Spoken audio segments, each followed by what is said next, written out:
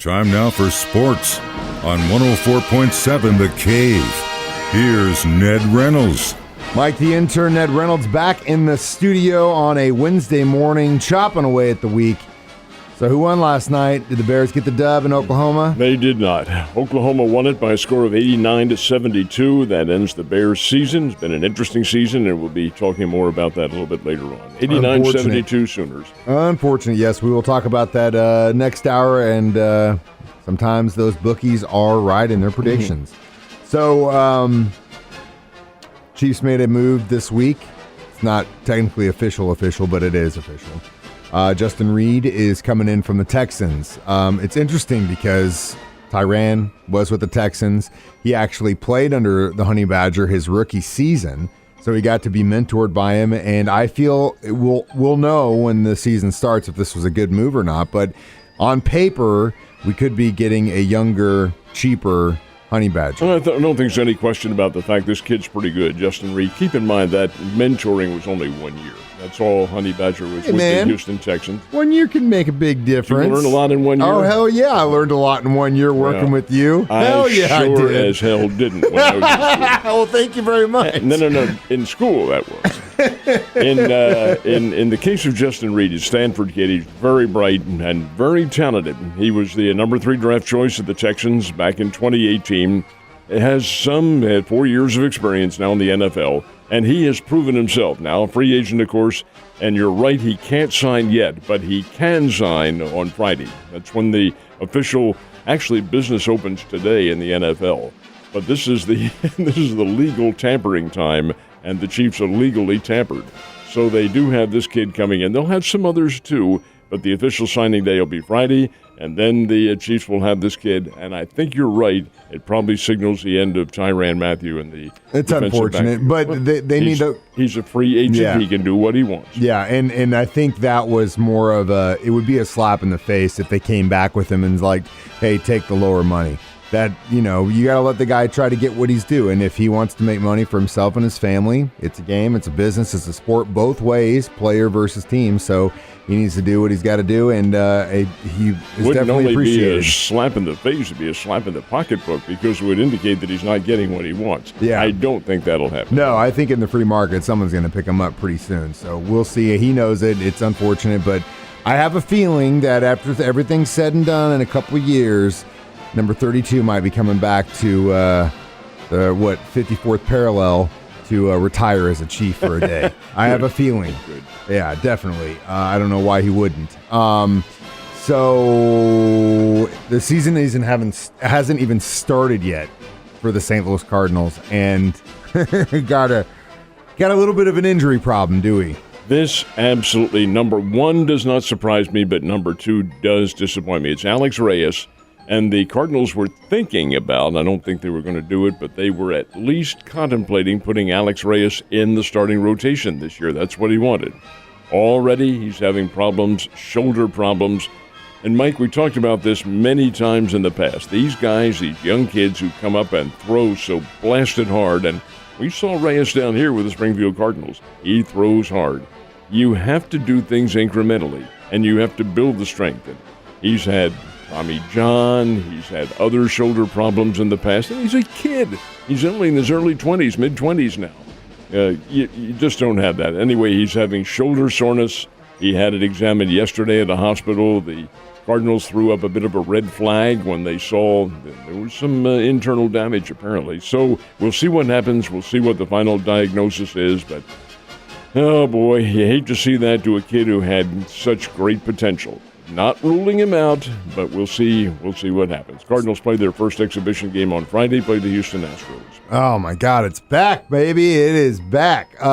So last year, we had some positive things to say about the Kansas City Royals. Definitely looking like they could have a good year this year. Is that what you're thinking? Oh, I think they will. I think they're a well-balanced team. I hope this 2 weeks late spring training hasn't affected them at all. I don't think it has, because these guys are kept in pretty good shape. They may be making some changes in their roster. Adalberto Montesi, who played down here with the Northwest Arkansas Naturals and was thought to be the Royals starting shortstop and has been. But he's been kind of replaced by Nicky Lopez. They may be dealing him. The Royals may have him on the market.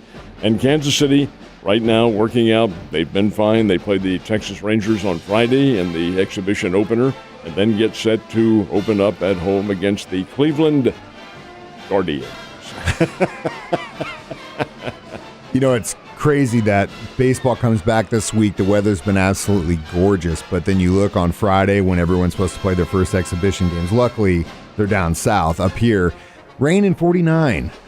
But who opens their drills on Friday? Football Bears. Yep. So they'll get a taste. They'll get a little taste. All right, let's talk about it. Bears in Oklahoma last night. What'd you think of their play on the court? I thought the Bears played well in the first half, but they also let it get away from them at the end of the first half and then almost the entire second half. Bears did not respond and make the adjustments that this is. Now, keep in mind that Oklahoma plays a whole lot different schedule from what the Bears do, and that really plays to their benefit, and of course playing at home, although the officiating was pretty even as far as that's concerned.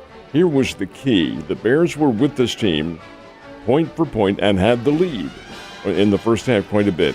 And Isaiah Mosley, who ended up with 28 points in the game, was absolutely on fire in the first half.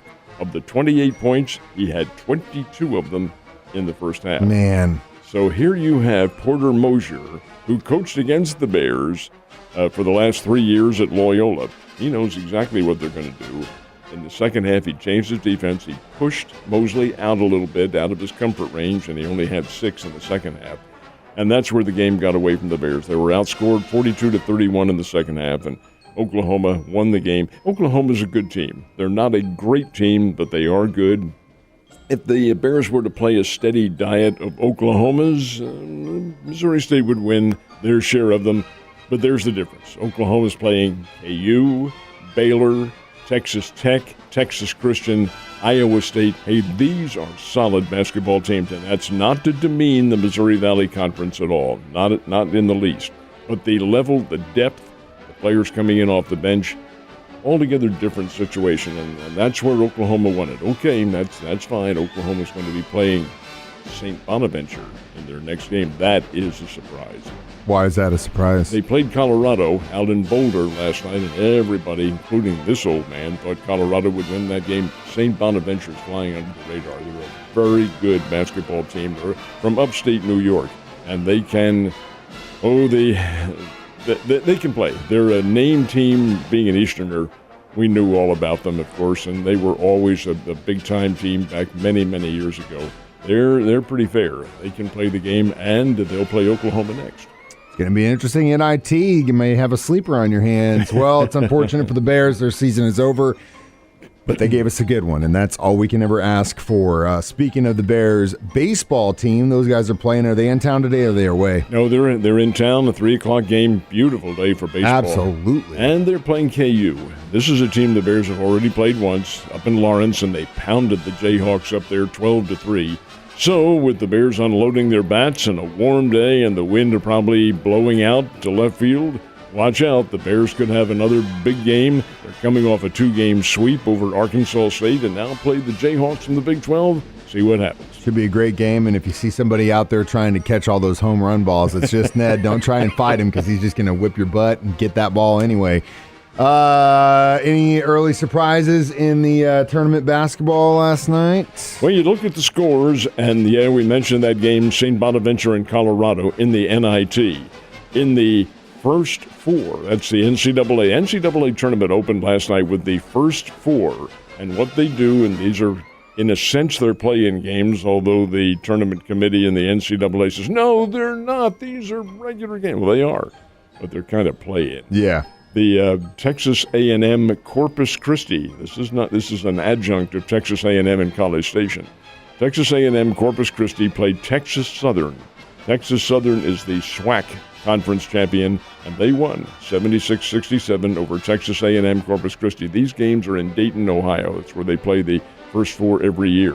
Then the Indiana-Wyoming game Indiana. The Hoosiers won it by a score of 66-58. So both Indiana and Texas Southern advance. What does Texas Southern advance to? Playing number 1 seed. And they will do that a little bit later on. Congratulations, here's your prize. I think it's KU who they play, if I'm not mistaken. I don't have the bracket in front of me, but come on, Texas Southern. It's nice knowing you, but that's fine. They're there, and they get a pay That's check the for 2 key rounds. right there. That's the key is these little teams are getting in, and they're getting a big old check, which is nice. And they're getting a little coverage in. Somebody might know who they are and might get a little bit of recruitment out of it. Actually, they are well known. It's a historically black school in the SWAC, the Southwestern Athletic Conference, and they were expected to win their conference this year, and they did. They're very good. They play D1 teams at the start of the season for the paycheck. A lot of those, if not all, the SWAC schools do that. Bears play. Who did the Bears play this year? It wasn't Alcorn. It was somebody. Oh, it was a Southern University. They played from Baton Rouge. And they do that, and teams come in. Hey, they're good warm-ups, and they're good teams. They sometimes win. Well, Ned, you have a wonderful day, and the craziness starts today.